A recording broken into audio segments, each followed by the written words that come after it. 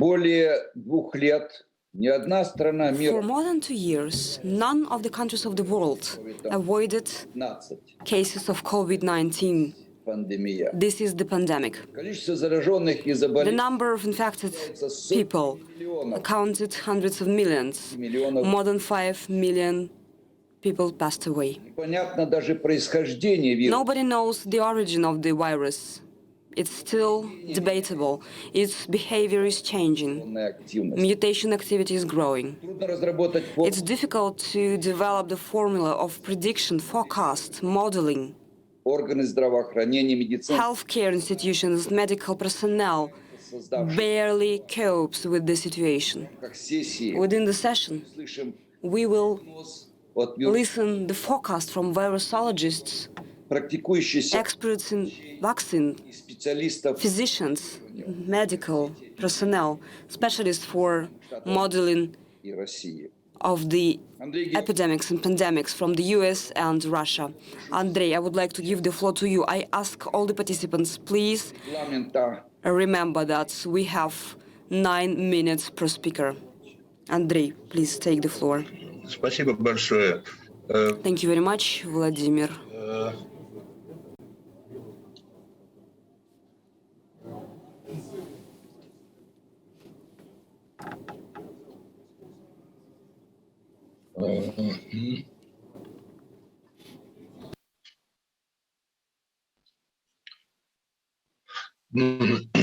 Уважаемые коллеги, Distinguished colleagues, I would like to dwell on 2 particular issues in study of which I am engaged. First of all, this is the area related to the preparations which can be applied to cure COVID-19. And the second is study of metabolic changes of patients with this new infection. This is a complex work which was performed in Novosibirsk State University in cooperation with our colleagues from organizations which are also located there. Vector Institution of Organic Chemistry and 2 federal medical centers. Something went wrong. По первому направлению нужно сказать, The first area. Коронавирусом с COVID-19 Coronavirus, COVID-19, is a great luck for the human beings because it's not always possible to produce a very efficient vaccine against a virus. We have certain success, and the humankind today has at least 8 vaccines, which are very efficient. And nevertheless, we still have the question about the antivirus preparations and drugs, because in a number of cases, not all people are allowed to have vaccination, and the search of antivirus preparations is something that we are engaged in for a long time. For the antivirus preparations, there is a new approach, which is quite a new one, which is safe, using the pseudovirus of vesicular hepatitis with the gene introduced luciferase of GFP gene. Такой вирус является абсолютно безопасным. This virus is absolutely safe. On this scheme, you can see how it's been produced. First, the defect virus is obtained by a virus of stomatitis down the cells, which express pathogenic viruses are infected, and we have a recombinant virus. Such an approach was used by us for obtaining the flu virus, Marburg virus, Ebola. We made an attempt to apply the same approach to the search of drugs which could block the stage of entry of COVID-19 or SARS-CoV-2 to the cells. On this scheme, you can see how we obtain obtained the virus, Таким образом, поверхностный белок. and this is the Мне хотелось подчеркнуть, что это вирус pseudovirus. I would like to emphasize that it is the same cycle virus. It's not infectious. It's absolutely safe, but it's modeling the first stage of interaction S-белка с of the S protein with the receptors of a cell. такой вирус. And this is the virus we obtained, and thanks to this virus, we made an attempt to find combinations which blocked the entry of the virus. Препараты на основе, Preparations on the basis of betulonic acid которые обладают are the drugs with a противовирусом, wide range of antivirus activities. было показано, что Previously, препарат we работает. saw that a part of this preparation works against the HIV Часть virus. работная, Some of them ряда других вирусов. can cope with the viruses, and here you can see some molecules which were Из этих studied. One of the 4-6 4, 6 показала достаточно хорошую had a very good эффективность efficiency на, в нашей системе. in our system, pseudovirus system. Затем это Then применение было проверено this на инфекционном вирусе, и она показала pseudovirus was активность примерно tested, тех же and it demonstrated inhibitor activity with the same infectious COVID-19. isolate of COVID-19. Таким образом, было создано We псевдовирус have created pseudovirus system. поиска It was applied for research of antivirus одной из соединений drugs. One of the formula was found, and now it's under study. Our partners, chemistry experts, have соединений, которые мы obtained more than 100 different Второе направление, applications. And the second area которым мы занимаемся, which we are engaged in исследование is баллонного профиля metabolomics profile с for patients with coronavirus COVID-19. infection. Эта технология This is a technology, относительно, можно сказать, относительно I недавно. might say that it's quite a new one, Спектрометрии, using the mass spectrometry. две когорты We had 2 cohorts, пациенты, patients with COVID-19 которые проходили who лечение в клинике, were и in hospital,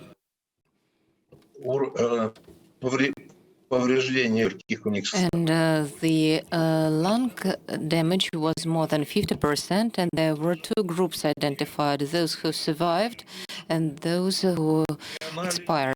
And during the analysis of metabolites, there was analysis of more than 200 были получены. metabolites, and for 142 metabolites, we had proven data.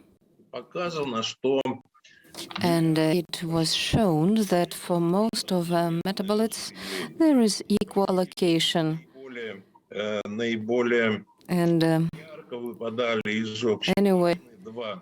only Это серотонин, 2 который существенно left the general picture. That is serotonin, which decreased considerably for patients with lethal cases, and glucose, which considerably increased for patients with lethal cases.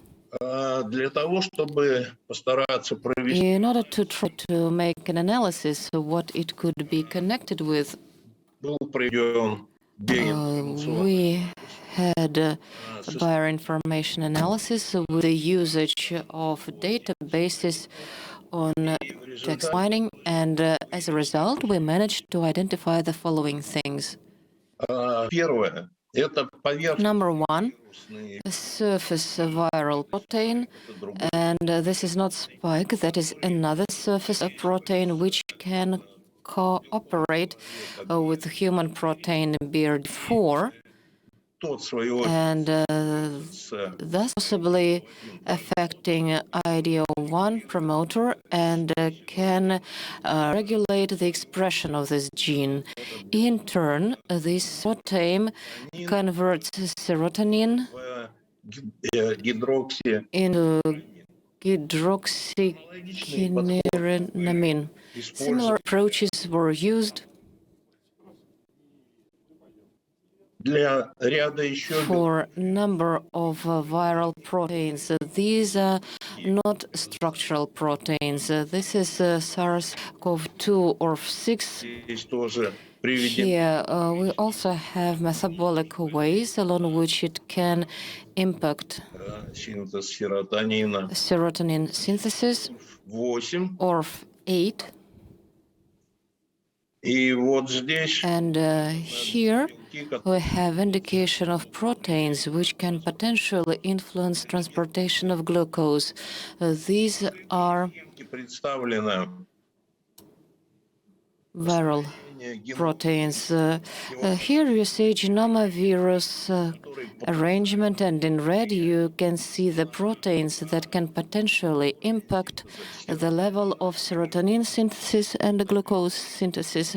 These are non-structural и, proteins, вероятно, and possibly позволит, во всяком this will make it possible to understand mechanisms of impact of this virus over metabolism with the patients with a heavy случае lung damage. Значит, So, следующее заключение наше. another conclusion that we arrived at was like this. The severity of disease can be related to hyperexpression of viral proteins, surface protein, as well as a considerable role in development of the disease can be played by regulatory proteins of the virus, which are enumerated at this slide. Thank you very much for your attention. I have fitted the allocated time. Спасибо. Thank you. Спасибо, Андрей Георгиевич. Thank you, Andrei Georgievich. Unfortunately, academician Gintsburg, director of Gamaleya Institution, is invited today to the State Duma, and he gave me a call and said that unfortunately he wouldn't be able to participate. However, we will use this case and we will congratulate him on his anniversary and assessment of his activity into a creation of the Sputnik 5 Надеемся, что vaccine. вы много Sputnik V vaccine. Please take care, and we do hope that you will do a lot to save people, to save humanity from the pandemic. академик Сагдеев, пожалуйста, вам слово. Roald Sagdeev, you have the floor. Thank you, Vladimir Lazarevich. It's not by chance that a physicist is one of the speakers today at this session dedicated to this, what humanity faced during this pandemic, as to the scales, as to disasters and the scale of the problems and the measures required can only be compared to a large-scale war. And the proofs, the sayings that we often hear is «Alager cum alager» is suitable for this situation. Only in the United States of America, with the beginning of this pandemic, around 800,000 people died, more than in any war where the United States participated. And the same is related to many other countries. But for the countries which faced tragic story of taking part in the Second World War, when they became victims of sudden invasion. And this comparison underlines the importance of developing proper approach, how we can fight this new enemy, coronavirus, during this pandemic, using all the range of means, of efforts, uniting efforts, which are used in case of a real war. But first of all, the unity of efforts by allies, in this case, allies, virologists, medical people, representatives of other professions, that is, mathematicians, computer specialists, physicists, and other professions who can provide their knowledge, their assets for fight with this terrible enemy, merciless enemy, the enemy which is coronavirus, COVID-19 coronavirus, the enemy which uses the most extraordinary methods which are given to the organism by nature. This is natural selection laws and mutation laws. And during this process, new, more dangerous variations occur, as it was primary Wuhan variant, then Alpha, then Delta, and finally recently occurred Omicron stem.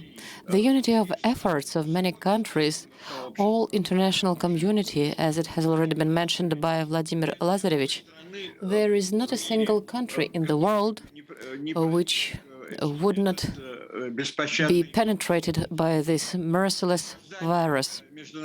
And establishment of international programs, exchange of data, and what we actually see today, well, we see that the main step which would make it possible at each stage, with each step, to assess with high precision the amplitude of danger, to forecast the development of situation at this part of war against the virus. And I don't even say about months, about weeks ahead. This shows that we do not have sufficient understanding, neither virologists who are fighting at front line, pharmacologists trying to create a new medicine, vaccines, therapeutical means. They do not have data with which we could establish main parameters which impact, well, so to speak, military actions. And first of all, a well-known R figure, frequently quoted, related to the fact that a new stem Omicron occurred. First preliminary data informed by researchers approximately 1 week ago told that this sacramental figure R, in comparison of what was typical of Delta stem, increased double. And in absolute figures, that R figure for Omicron stem is around 15. That is a record figure which creates doubts, because even most contagious disease, such as measles, increase 10 a little bit, and it hardly reaches that figure. This proves that we do not understand many things. And by the way, the danger of this merciless enemy can be formulated in the same military terms. A virus attacks the cell of a human or of an animal, penetrating through the membrane of this cell and takes control over the operation. turning this cell into a surrogate mother, which starts reproducing the number of new viruses. Thus, it emphasizes that in this case we need to join our efforts of many specialists. It's not by chance that physics and mathematics came to assist medical specialists, virologists, pharmacologists, because nuclear reactions that brought so many worries to humanity, some factors of danger of the Third World War based on the revelation of nuclear chain reaction, spread of virus infection is the same chain reaction based on some other principles, but mathematical apparatus was very close to this. That is what we are doing now. Virus is a foreign agent, the foreign agent that should be paid attention to, and not those which some activists of national security like to appeal to. National security councils of the country, which are dealing with the issues of defense, predictions, preparation, should be included obligatory, and the specialists who can help to fight this new danger, fighting against the virus. And finally, I would like to tell that as long as a person dealing with biostatistics, close to physical and mathematical informatics, well, for the last 2 or 3 days, we got some hopeful hints that Omicron in the countries where it appeared,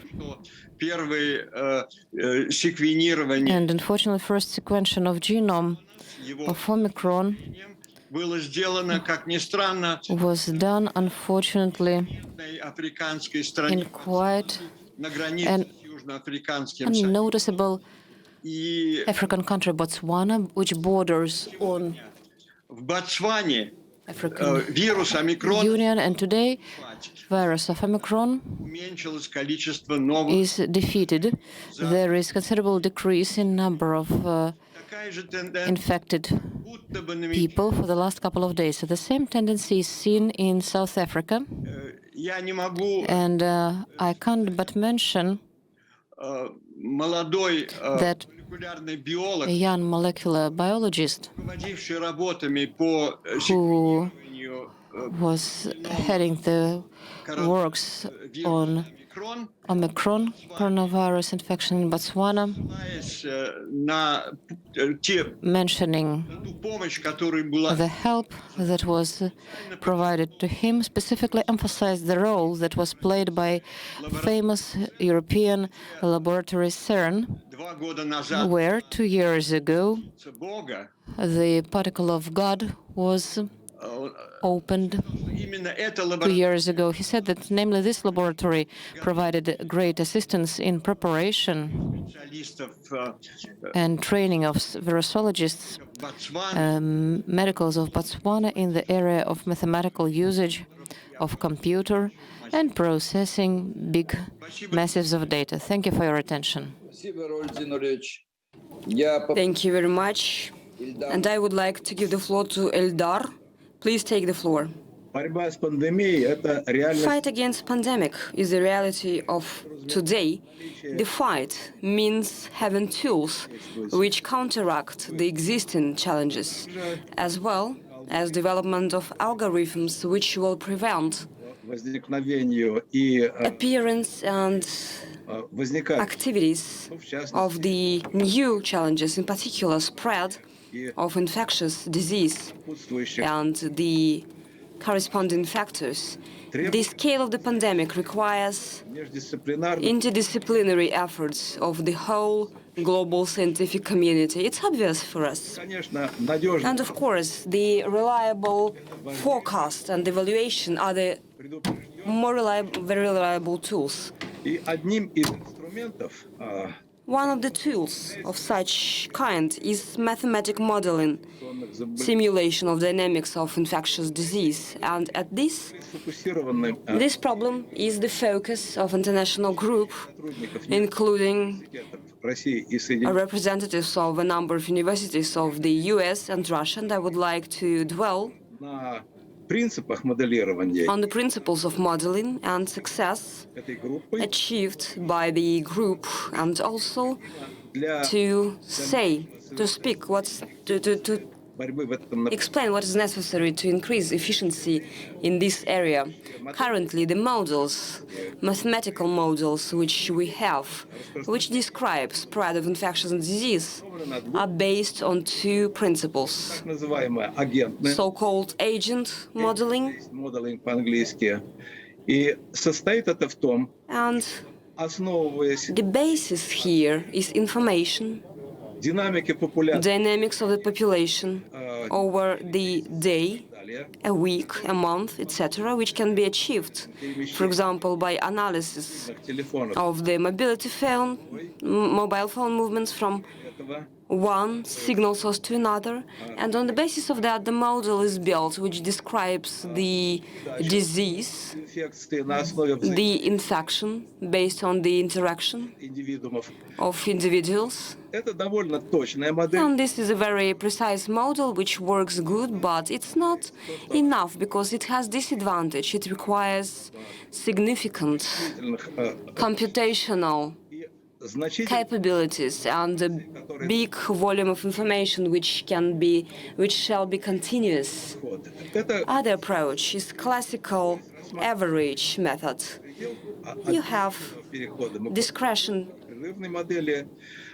transformation, continuous model. Such models are described as differential equations, and they allow to assess based on the PCs. In this very case, it doesn't require high professional skills of the users, despite the fact that the previous method requires. These two approaches existed and worked for a long time. A model which was created by the group of researchers, which I have mentioned, is based on hybridization of both approaches. This is number one. Number two, the model developed takes into account not only dynamics over time, but also spatial spreading of infection, how infection disease itself spreads, and also takes into account the spatial distribution of the state of the population, vaccinated, non-vaccinated population, different economic status, and by that it's possible to simulate the spatial state based on the type of mutation of a virus, COVID-19. Hybridization allowed us to significantly decrease requirements to the computational facilities. Hybridization allowed us to significantly simplify interaction with the program, with the software. We have developed a very simple interface which allows to apply this model not only by special experts, but also by individuals who work in the sphere of epidemiology, regional, municipal administration, etc. And the practical answers are the result of this methodology. Undoubtedly, currently, we all witness changes с точки зрения мутации вируса. from the point of view of virus mutation.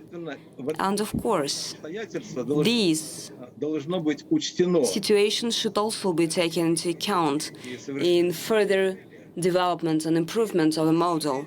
Unfortunately, efforts of the mathematicians and physicians достаточно and physics experts are not enough without attracting the expertise of the virologists. совершенства такого To further improve such a model, it's necessary to know вируса the mutation patterns, biological patterns, общую to develop понимание проблемы general platform for understanding the этих закономерностей problem. математических объектов. Mathematical objects. Еще раз хочу подчеркнуть, что I would like to emphasize once again, привлечение специалистов в области attraction of в данный момент абсолютно specialists, experts in virology is inevitable, is absolutely necessary to increase efficiency and precise, so to make the model more accurate. Over the last decades, направление new areas в теории обработки in theory of information processing возникли appeared. For example, there are such areas which have a joint name, quantified uncertainty по-английски, quantified uncertainty, оценка неопределенности. И естественно, quantitative вот эти новые assessment of uncertainties. And of course, these new models, together with the algorithm of machine learning, also shall be integrated into the model. усилия Only joint efforts of representatives of different от биологии disciplines, starting from biology till the computer science, are capable to resolve возникающие проблемы и existing problems and counteract challenges of today. Thank you very much. That would be it. Спасибо большое. Thank you very much. Первая, так сказать, часть I think the first part вирусологи, математики, was dedicated to the reports of our mathematicians, to our virologists. попытки предвидения. Сейчас It was their attempt to forecast, to foresee. Now we proceed with the medical block. We, doctors, physicians who are at the very front of the war, попросить and I would like to give the floor to Konstantin Lebedynsky, president of the Society of Anesthesiologists, Rheumatologists of the Russian Federation, with whom we've been regularly каждый из нас sharing опытом. our experience. И, пожалуйста, Константин Михайлович, Please, Konstantin, так сказать, видение, tell us about your vision огромный опыт and your experience, huge experience in our fight for people's life. Дорогой Владимир Лазаревич, уважаемые коллеги, Dear Vladimir, distinguished colleagues, уверен, что I am not confident that the content of my brief presentation will meet the motto of the forecasting, because реаниматолог I am an anesthesiologist as Vladimir, and from my own position, some lessons and some questions which this pandemic faces to us are summarized in my brief report. I remember in the last months when we've been waiting for the first patient with the new coronavirus infection, I remember that we were preparing to cure the disease we all know, which is called the acute respiratory syndrome, which is characterized by a low level of oxygen in blood, легкими нарушением биомеханики, lungs disorders, biomechanics disorders of the lungs. But when we saw the first patients, we were amazed because we saw patients with very soft lungs. We до очень saw that they feel really good, на крови кислорода, including the до пульсоксиметра low level of 80. hemoglobin when the pulsimeter said 88, and the person is just on mobile phone deciding who will work his or her dog, and at the same time this patient can die all of a sudden. Что хорошо, We saw совсем простые that very simple things help. For помещения example, the на животе, position of the patient's body lying. наша привычка радикально It's impossible to lie on the back. The ventilation of lungs as we thought, Наши планы о том, что is not so efficient here. Our plans that we will have to use one device for ventilation for a number of patients were pretty naive, as we learned in the что главная проблема next days. And the key problems is not with lungs, but the thrombophily.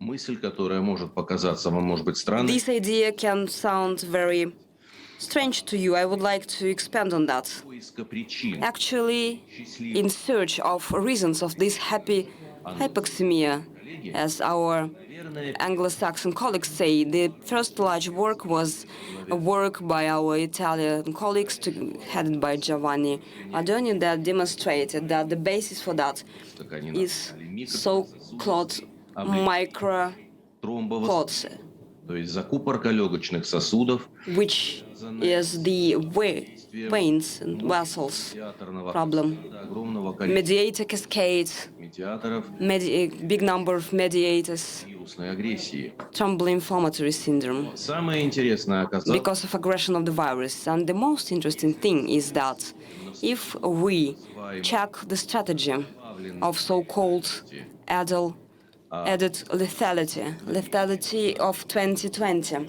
in comparison with 2019, for example. Please look, a number of regions of the Russian Federation, серые сегменты, gray segments это летальность предыдущих, are the lethality of the previous year, and red and black segments is the added lethal rate, mortality rate узенькие черные кусочки of the next year, the pandemic. Very narrow в крайнем правом крае. segments in the right part of these А вот красные columns. довольно большие. Red segments are Коронавирусом летальность. very big, and this is Летальность в mortality rate not explained by the coronavirus. These are the heart attacks, strokes, which cannot be attributed, which cannot be directly related to the COVID-19. перенесших But ковид-пациентов. these Потому этих, diseases took place with the patients тем не who менее, прошли had COVID-19. They passed through that sometime without even noticing that. And this mortality rate prevailed. сосудистыми катастрофами. Это важнейшее, Vessel catastrophes. с которым мы должны считаться. Оказалось, что те We have to take this into account. These cloud-like infiltrators, the matte glass, opaque glass, as rentgenologists said, they were talking about inflammatory исследования наших коллег из госпиталя Маунт-Синай в Нью-Йорке, что это не processes. And our colleagues proved гиперперфузия, это that this is a hyperperfusion. Да. Алло. Hello. Со звуком что-то произошло. Something's wrong with the sound. Алло. Can you hear us?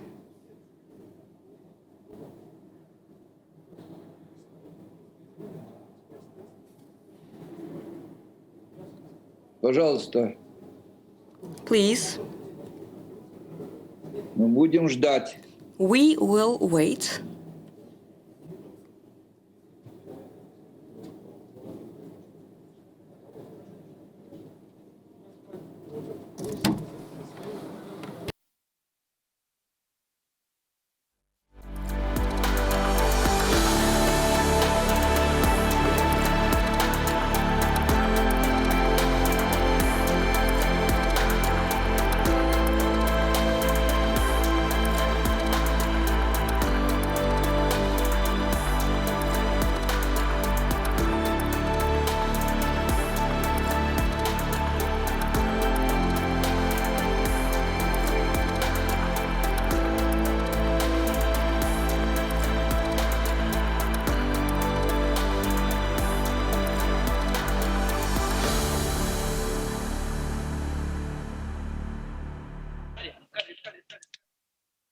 Should I start? Алло. Да. Доктор Струм? Yes. Dr. Strum? Yeah, please. Okay, thank you. Good morning, good afternoon, depending on which time zone you're in. I'd like to thank Dr. Zellman and distinguished scientists for inviting me and giving me the opportunity to share our experience in managing COVID-19 in the healthcare worker population. Okay. The first thing I'd like to talk about is our collective experience in what our healthcare center did in order to manage the healthcare worker and COVID-19.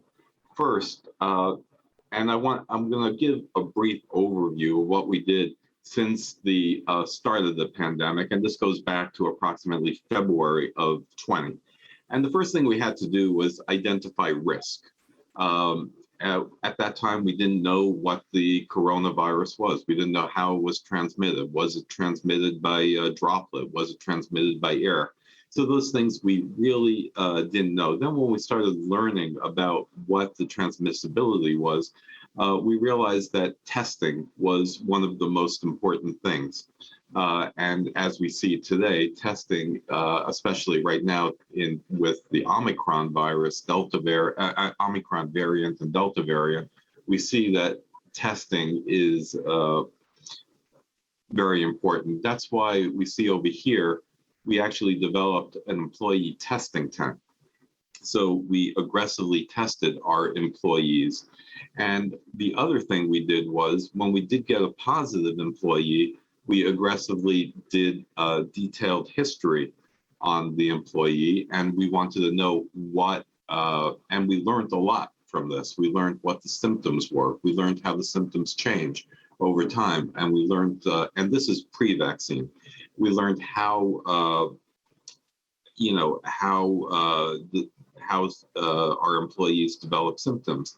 And the other factor that we learned was our employees who live in the community in LA County mirrored exactly what was happening in the county at that time. The other thing that was important, so when we learned the symptoms and we aggressively followed our employees by history, we called them every day, found out how they're doing, the ones that were not in the hospital. We were able to refer them for treatment, whether we were able to direct them to an emergency room or whether we needed to give them monoclonal antibodies for treatment. I'd like to touch upon another program that our University of Southern California had, and that is a program called Care for the Caregiver. And Dr. Muir is going to speak a little bit more in detail about that. However, for our purposes, they provided a hotel room for employees that were positive. So this was able to remove them from their family setting and help to decrease the spread of the virus. So for employees who actually were not positive and had family members in the household, we were able to get them a room also. And this did two things. This actually prevented the employee from getting sick, and it prevented them from, and made the employee return to work sooner because he was away from the family. And many of our employees, they live in multi-generational family situations. So the spread of the coronavirus in our employee population was quite, extensive. And when we were able to remove the employee from this setting, they did much better. Also, I'd like to start from the beginning of the pandemic, going back to February of 2020 and going through today. Just this slide illustrates some of the high points. So over here in the beginning of the pandemic at February, we started getting hints that the virus was coming from Wuhan, China, and there were problems in South Korea, Italy. And what we did was we initiated travel protocols for our employees. So if someone was coming back from international travel, we had a protocol of isolation, and we screened them and tested them for virus. In December of 20 through January, we actually had the vaccine, and our healthcare workers were prioritized to get the vaccine. So we actually had a massive campaign for vaccination, approximately December through January, February of 21. And where are we today? We're almost back full circle to the beginning. Now we have the Omicron virus, and again, we're looking at travel and we're looking at testing when people come back from international travel. Okay. And these positive cases, again, reflect our experience at Keck Medical Center. And again, we're starting through January of 20 all the way through November or December of 21. And again, these numbers over here in the graph indicate our positive cases. And as you can see, we've had some peaks. Again, last summer of 20, in June, July, we actually had a little bit of a peak again in cases, and this was attributed, again, we had a holiday in May, so and in July, so we attributed those spikes or surges, as we call them, to those holidays. Again, around the Thanksgiving Christmas holiday, we had another surge back in November, starting in November of 20, all continuing throughout January of 21. And what happened over here, it's interesting, you can actually see the cases went down. And these are healthcare workers. And again, our healthcare workers mirror the same population as the state of California, and more appropriate, Los Angeles County. And this was approximately the time that we had the vaccine. So after 2 weeks after the vaccines were given to most of our healthcare workers, we see a precipitous decrease in the amount of COVID cases. And when we get to June of 21, we actually see a lot of people thought that the pandemic was over. And what happened was June 15th, the state of California opened up and did away with a lot of its mask restrictions. However, we take a look over here in July of 21 and August, again, the number of cases actually went up. And a lot of these are breakthrough cases, and I'll discuss that a little bit later. But we can see the different months, especially July, August, September, the cases of healthcare workers were on the increase in that time. And to say what happened in June and July, again, the restrictions came back because we were experiencing the Delta variant during this period of time. Okay. The other thing we did was we had a massive campaign for vaccination of our employees. And just to reflect some of the numbers that we had, our physician faculty are 99% vaccinated, 99.7%. So out of a total number of approximately 917, we had 3 physicians who did not vaccinate. Why, I don't know. So we have a 99.7% vaccination rate. And in our employees, which is about another 5,500, we have 93% vaccination. In regard to the booster vaccine, right now, because of the Omicron variant, we're starting to have that come into, people are coming in much more. But right now, we only have a third of the people getting, a third of the population, both on physicians and employees, getting the booster. But we're emphasizing that right now. And because of Omicron, we're getting our healthcare workers and physicians to get the booster dose. This slide reflects the total amount of testing we did over the past year, 18 months. And we did approximately 15,000 tests. And the total number of healthcare workers was 1,234 positive, and that reflects a 6.2% rate, which was very good, which was good in relation to other healthcare centers who had a much higher rate, such as 12%, 20% of their healthcare workers turning positive. And we attributed this to an aggressive campaign of vaccination, PPE in the protective equipment in the workplace, and aggressive quarantine and identifying positive healthcare workers and removing them from the workplace. This slide shows the quarantines that we did during these phases, and the peaks over here reflect the surges. So at the high peaks in July, December, January, and now, and July of 21, we see that the healthcare workers are aggressively quarantined during this point, per the CDC recommendations of quarantine for healthcare workers.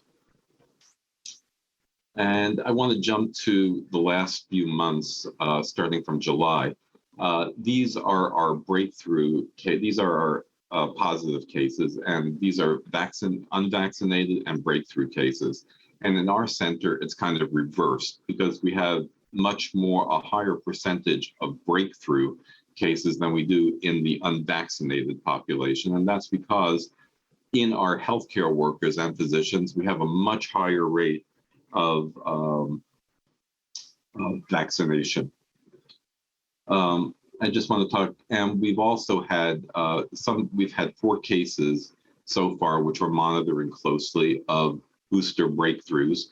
And essentially, that is due to the Delta variant. And we have 4 cases so far of breakthrough with the Delta variant on employees who had the booster. Dr. Strom? Yeah, I'm done. Thank you. Thank you very much. Can I ask Can I ask техническим работникам, our technical specialists, есть время для того, do we have time чтобы for Konstantin Mikhailovich to talk again, to finalize his speech, or shall we ask У нас есть время. Professor кого сейчас мы to будем? have the floor? So we have time. So who we are going to invite, Dr. Moore or Konstantin Mikhailovich? Konstantin Mikhailovich, you can continue, please. Алло. Да, микрофон нужно включить. Да. Please switch on your microphone. Константин Михайлович. Дорогие коллеги, Dear colleagues, I'm really sorry for sudden disruption of connection. And if I may, if Vladimir Lazarevich allows me, I would finalize my speech. Thorough German pathomorphologist for 21 patients from 21 who died during the first wave of pandemic identified the only and the most steady index that is overwhelming of lungs vessels. That was the most prevailing for everyone out of 21 bodies. Well-known picture. How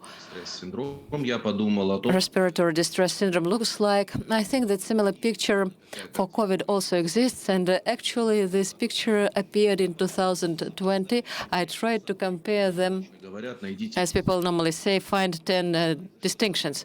And the most typical trait is the absence as the typical peculiarity of enema. And as you can see, cytosine compound became even richer as long as 20 years passed of pathophysiological research, and condition of vessels is totally different. And instead of blocking of the blood flow by activated immune-activated cells, there is vasodilatation, enriched blood flow.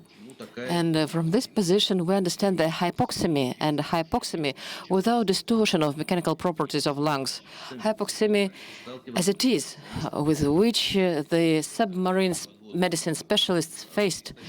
When at submarines the regeneration system is exhausted, the crew can continue their working life because pure hypoxemy without distortion of mechanics can be survived quite easily. And our patients are at this downward curve in oxygen in alveolar.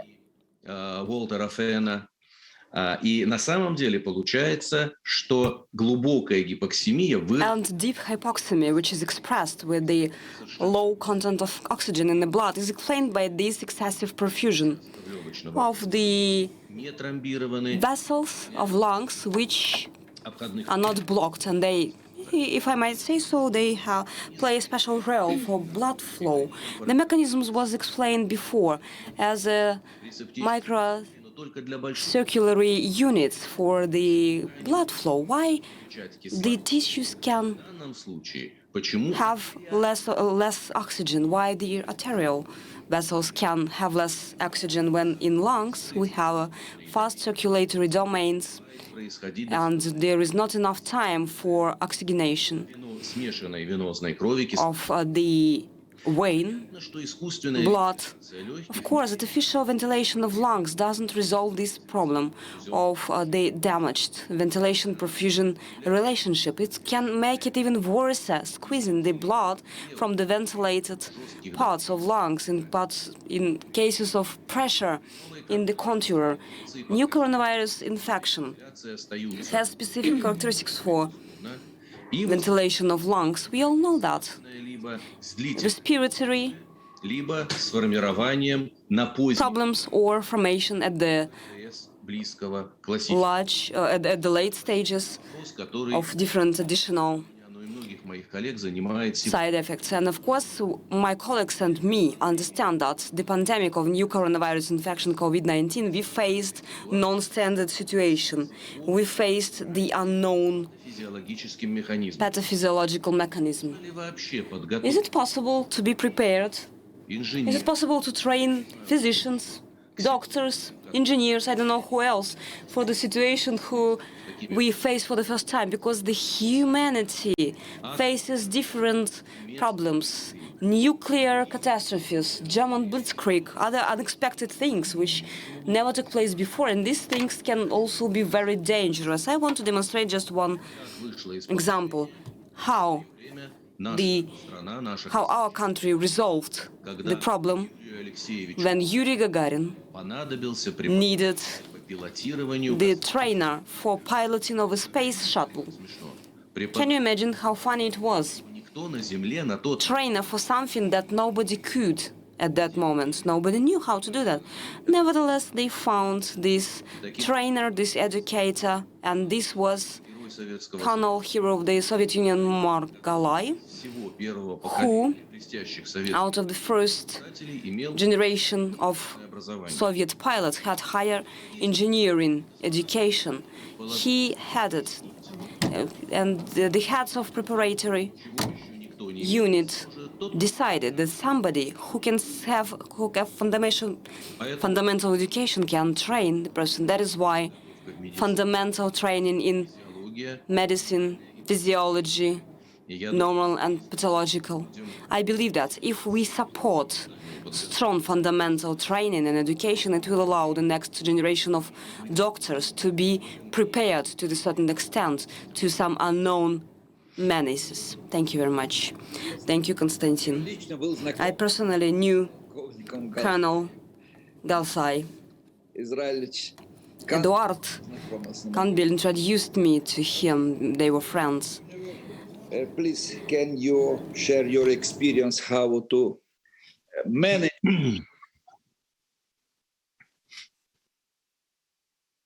Dr. Muir, Holly, please. Hello? Hi, thank you. I'm just getting my screen up. Give me a minute. Are you able to see my screen? Okay. Okay. Thank you. Thank you, Dr. Zellman, for giving me the opportunity to speak. Thank you, audience. Good morning. It is, the sun has just come up here in Los Angeles, and we are having a very surprising rainy day here in Los Angeles, which is so unusual. Today, I'm going to talk to you about maintaining OR workflow during COVID. My role at the Keck University Hospital of USC is the chairperson of the Department of Anesthesia. And when COVID hit, we were very unprepared for what we were going to face, as you've heard from our presentations. And we had to very quickly reorganize our workflows in our ORs and our ICUs, both to care for our COVID patients, but also to care for our non-COVID patients. At USC, we care for a very high-risk patient population, many of whom present to us with extreme of disease, with high risk of severe morbidity and mortality if their care is not given immediately. So when we looked at the problems facing us, we realized, first of all, we needed to determine how much immediate surgical care we were going to need to provide. We needed to determine what our capacity was going to be in our ICUs, both for our COVID and our non-COVID patients. And we also very quickly realized, as Dr. Strum mentioned, that we were going to have issues around maintaining the availability of our surgical teams. The first thing that was apparent for us in California, and especially in our county, which is known as Los Angeles County, which is a county of about 12 million people, that we were going to need to cooperate with each other in a regional fashion. Hospitals were going to have to pull together to ensure that we had the ability to care for our patients. We first of all had to look at the number of ICU beds we had across the whole system and triage care according to number of ICU beds available in Los Angeles. A critical issue for us when the pandemic first started was the available of personal protective equipment. The availability of N95 masks, face shields, and disposable gowns for our personnel was really critical. And, we discovered initially that we just did not have enough personal protective equipment.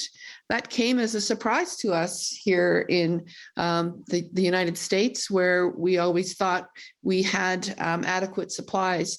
We quickly realized that our supply chains were broken by the COVID pandemic, and the ships and air travel that we relied on to bring our supplies in from outside the US were no longer available to us.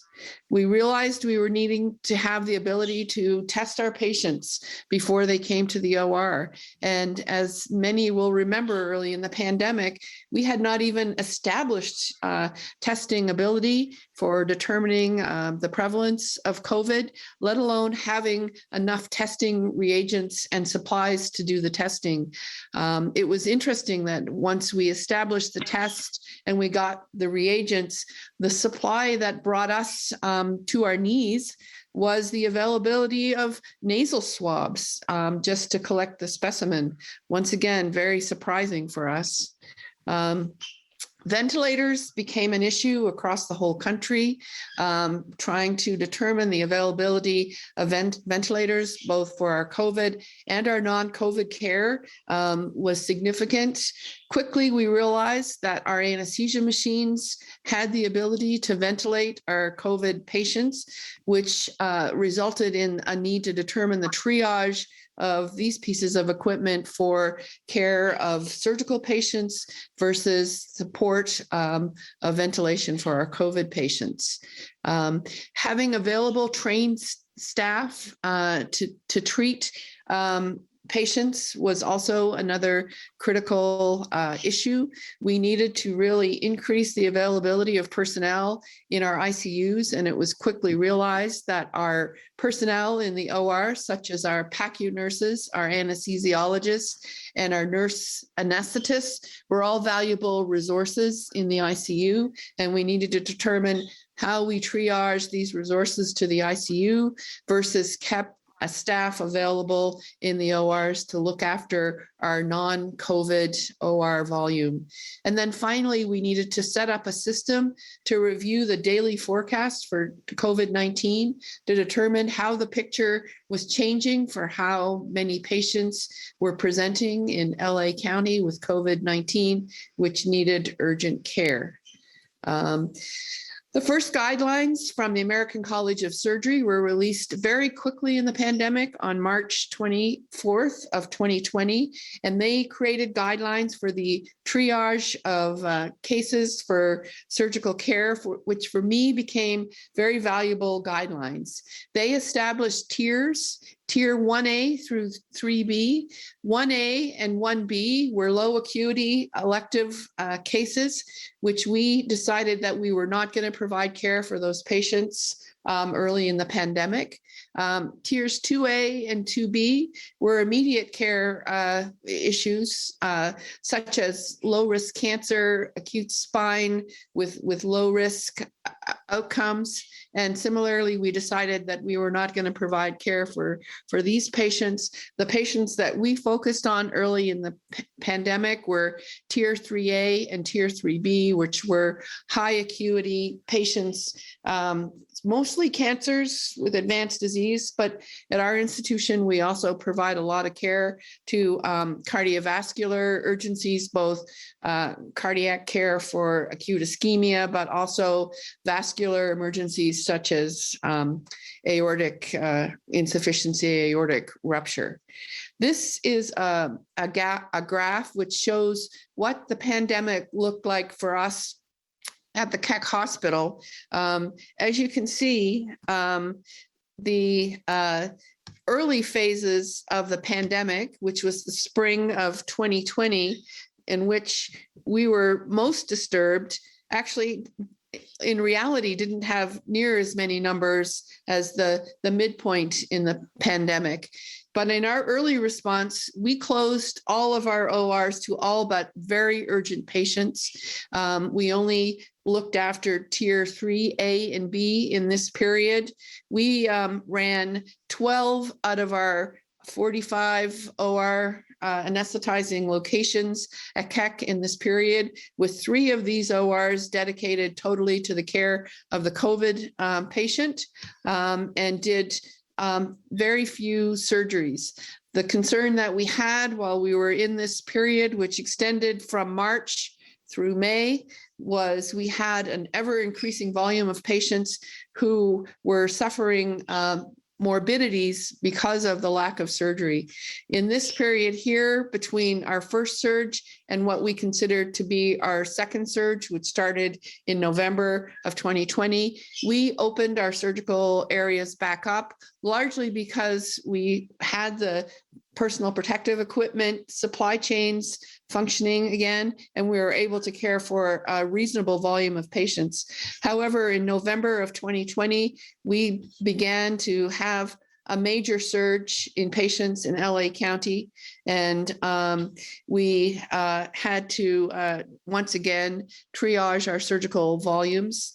Interestingly, Because we had a good supply of PPE, we had stabilized our workforce.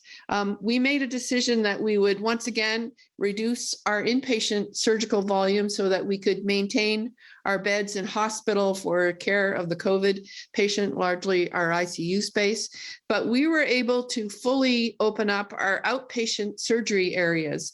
And in those areas, we were able to triage our 2A and 2B patients as determined by the American College of Surgery. We did some very innovative policy changes so that we could care for more patients in an outpatient setting than we normally did. One of the things that was overriding during this period was our patient needs.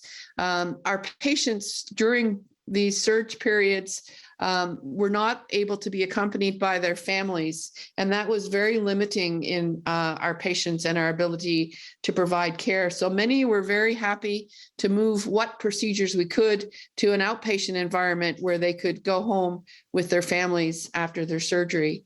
With our last surge, which would have been considered our summer surge, we've stabilized our workforce. We have good PPE, and most importantly, we're all vaccinated, and we basically have run business as usual.